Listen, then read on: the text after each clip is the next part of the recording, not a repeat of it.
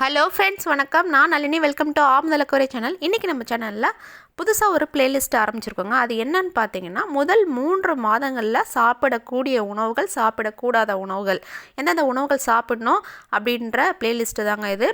ஏன் அப்படின்னா, முதல் 3 மாதங்களில் தான் நம்மளுக்கு நிறைய சந்தேகங்கள் வருங்க. பிடித்த உணவுகள் உதாரணத்துக்கு பார்த்தீங்கன்னா, பனங்கிழங்கு சாப்பிட்லாமா, நுங்கு சாப்பிட்லாமா, அதே மாதிரி மாம்பழம் சாப்பிட்லாமா, சோளம் சாப்பிட்லாமா, சிக்கன் சாப்பிட்லாமா, மட்டன் சாப்பிட்லாமா, காஃபி டீ குடிக்கலாமா, மேகி சாப்பிட்லாமா அப்படின்ற நிறைய சந்தேகங்கள். நண்டு சாப்பிட்லாமா, சோடா குடிக்கலாமா, மருதாணி வைக்கலாமா, முந்திரி பழம் சாப்பிட்லாமா, முருங்கைக்கீரை சாப்பிட்லாமா அப்படின்ற நிறைய சந்தேகங்கள் இருக்குங்க. ஏன்னா 4 மாதத்துக்கு அப்புறம் நம்ம என்ன சாப்பிட்டாலும் நம்மளுக்கு ஒன்றும் பிரச்சனை இல்லை. முதல் 3 மாதங்கள் சாப்பிடணுமா சாப்பிடக்கூடாதுன்ற நிறைய தகவல் இருக்கும். பெரியவங்களாம் அவங்கவுங்க ஒரு தகவலை சொல்லுவாங்க. எது உண்மை பொய் அப்படின்றது நம்மளுக்கு தெரியாது. அதனால் இந்த பிளேலிஸ்ட்டை நீங்கள் ஃபாலோ பண்ணுங்கள். இதில் ரொம்பவே பயனுள்ள நிறைய வீடியோக்கள் வரப்போகுது. இன்றைக்கி நம்ம பார்க்குறது முதல் வீடியோ. அது என்னன்னு பார்த்தீங்கன்னா, கர்ப்பிணி பெண்கள் பனங்கிழங்கு சாப்பிட்லாமா அப்படின்னு பார்க்க போகிறோங்க. ஏன்னா இப்போ ஜனவரி ஃபெப்ரவரியில் பனங்கிழங்கு சீசன் வரும் இல்லையா, அப்போது பனங்கிழங்கு சாப்பிடணுன்னு உங்களுக்கு ரொம்ப ஆசையாக இருக்கும். ஸோ அப்போ நம்ம வீட்டில் இருக்க பெரியவங்க சில பேர் சாப்பிடாத, அது சூடு, குழந்தைக்கு நல்லதில்லை அப்படின்வாங்க. சில பேர் ரொம்ப நல்லது, யூட்ரஸ் ஸ்ட்ரென்த் ஆகும் அப்படின்னு சொல்லுவாங்க. ஸோ இதில் என்ன உண்மைன்னு நம்ம தொடர்ந்து பார்க்க போகிறோங்க.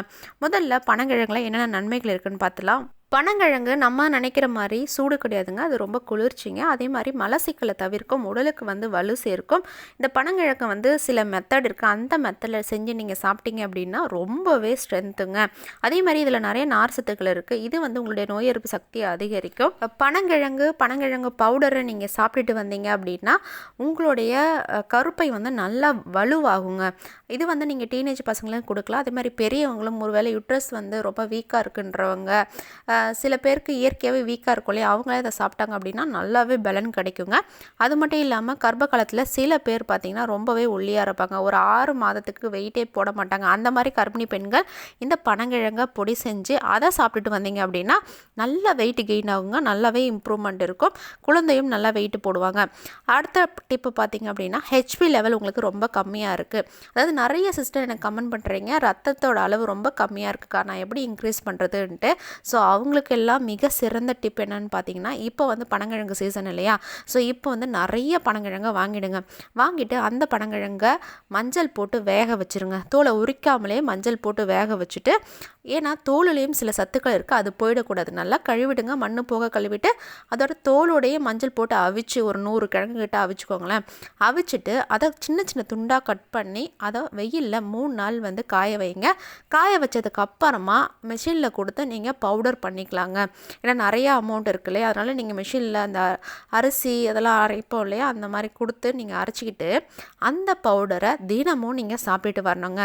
தினமும் பால் குடிப்பீங்க இல்லையா, அந்த பால் குடிக்கும் பொழுது பாலோடு சேர்த்து இதுலேருந்து ஒரு 2 டீஸ்பூன் இந்த பவுடரை போட்டுட்டு கூடவே ஒரு 2 மிளகை தட்டி போட்டுருங்க. இந்த மிளகை தட்டி போட்டுட்டு அதுக்கப்புறம் பனவெல்லமோ கருப்பட்டியோ சேர்த்து நல்லா மிக்ஸ் பண்ணி நீங்கள் குடிச்சிங்க அப்படின்னா உங்களுடைய ஹெச்பி லெவல் பயங்கரமாக இன்க்ரீஸ் ஆகுங்க. உடனே உங்களுக்கு ரிசல்ட் தெரியும்.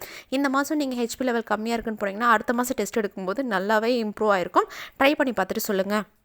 அதே மாதிரி இந்த பனங்கிழங்கு பொடியில் நீங்கள் லட்டு செஞ்சு சாப்பிட்லாம், புட்டு செஞ்சு சாப்பிட்லாம். புட்டு உங்களுக்கு செய்ய தெரியும் இல்லையா, ஸோ வெல்லமும் தேங்காவையும் துருவி போட்டுட்டு அதுக்கப்புறம் புட்டை பிடிச்சி நீங்கள் அப்படியே சாப்பிட்லாங்க. அந்த அளவுக்கு ரொம்ப ஹெல்த்தியானது. ஸோ இது ரத்த உற்பத்திக்கு ரொம்ப ரொம்ப நல்லதுங்க. 3வது முக்கியமான டிப் பார்த்திங்க அப்படின்னா, சில பேருக்கு ப்ரெக்னன்சி டைமில் கெஸ்டேஷனல் டயபெட்டிஸ், அதாவது கர்ப்பகால சர்க்கரை நோய் வரும் இல்லையா, அந்த மாதிரி இருக்கிறவங்க தாராளமாக இந்த பனங்கிழங்கை சாப்பிட்லாங்க. ஏன் அப்படின்னா, பொதுவாகவே சுகர் பிரச்சனை இருக்கவங்க மண்ணில் விளையிற எந்த ஒரு பொருளையும் சாப்பிடக்கூடாது, அது சுகர் அதிகரிக்குன்னு சொல்லுவாங்க. ஆனால் பனங்கிழங்கு அப்படியே ஆப்போசிட்டுங்க. அது இன்சுலின் லெவலை கண்ட்ரோல் பண்ணுங்க. தாராளமாக நீங்கள் 2லேருந்து 3 வரைக்குமே நீங்கள் பனங்கிழங்கை சாப்பிட்லாங்க. ஏன்னா கர்ப்ப காலத்தில் ஆசைப்பட்டால் சாப்பிடணும்னு சொல்லுவோம் இல்லையா, அதனால் சாப்பிடுங்க தாராளமாக. முதல் 3 மாதத்தில் நீங்கள் இருந்தீங்க அப்படின்னா தாராளமாக பனங்கிழங்கு சாப்பிட்லாம். இப்போ பனங்கிழங்கு சீசன் தான்.